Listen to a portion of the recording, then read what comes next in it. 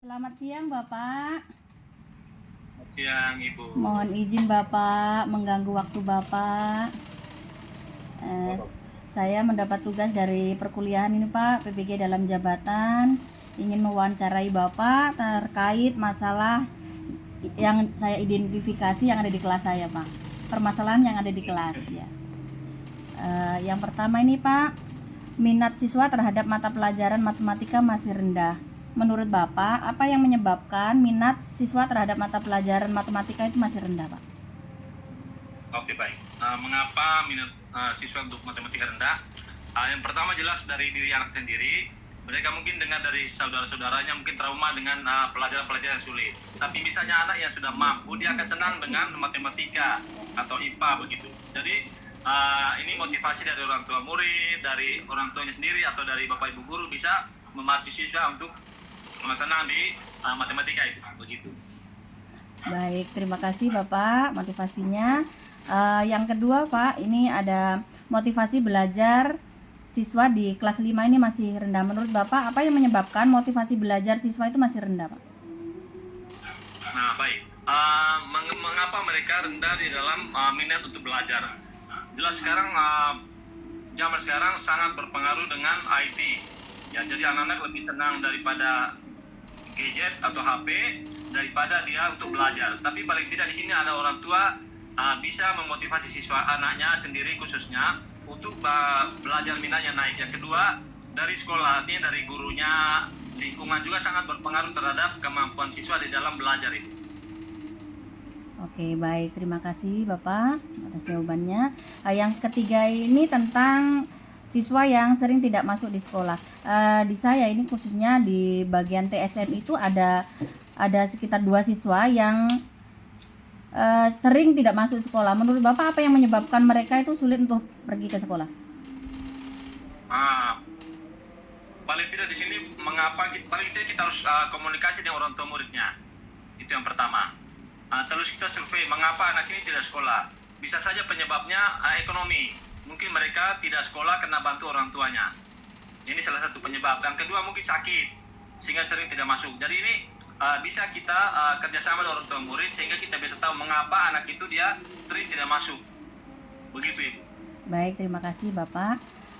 Yang keempat ini tentang hubungan komunikasi antara guru dengan orang tua masih kurang. Jadi terkadang guru itu sulit berkomunikasi dengan orang tua sehingga hubungannya kurang seperti itu. Menurut Bapak apa yang menyebabkan hubungan komunikasi antara guru dengan orang tua ini masih kurang? Nah, ini dari sebenarnya kedua belah pihak ini paling tidak harus aktif. Paling tidak karena ibu guru atau bapak orang tua murid yang punya kepentingan anaknya, paling tidak kedua belah pihak ini harus saling komunikasi. Paling tidak dari bapak ibu guru seperti tadi, anak yang jarang masuk. Nah, orang tua gurunya harus komunikasi mengapa anak ini tidak masuk, datangi rumahnya, sehingga komunikasi terjalin baik, pasti hubungan antara orang tua murid dengan guru itu sangat baik. Begitu Ibu. Baik, terima kasih Bapak atas jawabannya. Yang kelima ini Pak, ada siswa saya yang cenderung pasif dan tidak aktif dalam mengikuti pembelajaran. Menurut Bapak, apa yang menyebabkan siswa tersebut pasif atau hanya diam terkadang meskipun dia tidak tahu tapi tidak mau bertanya? Menurut Bapak, apa yang menyebabkan mereka seperti itu, Pak? Ya, yang pertama mungkin anak ini ada bermasalah. Apakah dari rumahnya atau di lingkungan sekolah? Ini kita harus gali lebih dalam lagi terhadap siswa tersebut. Apakah ada persoalan di rumah atau ditekan atau mungkin berpengaruh dari temannya ada yang ganggu dia atau bagaimana sehingga siswa itu kurang aktif atau pasif di dalam menerima pelajaran. Itu perlu kita gali terhadap siswa sendiri. Mengapa dia tidak aktif, mengapa dia kurang, itu perlu kita gali. Banyak hal-hal yang mempengaruhi dia Ibu, baik dari sekolah maupun dari rumah atau lingkungan, sehingga dia kurang aktif di dalam pembelajaran begitu Ibu. Baik, terima kasih Bapak atas jawabannya. Ini ada ke-6 tentang rendahnya tingkat berpikir siswa dalam pembelajaran berbasis SWOT. Jadi siswa masih rendah berpikir tingkat tinggi dalam pembelajaran berbasis SWOT ini Pak. Menurut Bapak apa yang menyebabkan siswa masih rendah dalam pembelajaran berbasis SWOT? Nah, jelas mulai dari orang tua atau terutama guru. Apakah dia di dalam KBM-nya itu sudah mulai belajar pengenalan dengan HOT, artinya pembelajaran tingkat tinggi. Nah, di sini kalau siswa yang mampu dia akan senang dengan pembelajaran HOT.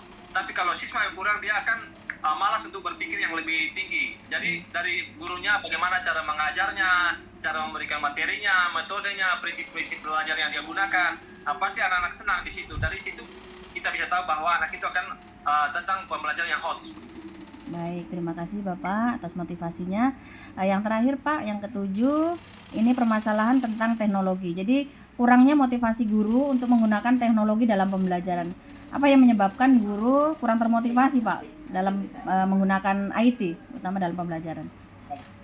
Oke, baik. Di sini apakah dari pihak pemerintah atau pihak sekolah sudah menyediakan sarprasnya? Apakah laptopnya, jaringan internetnya? Yang kedua itu dari dirinya sendiri, Bapak Ibu guru sendiri.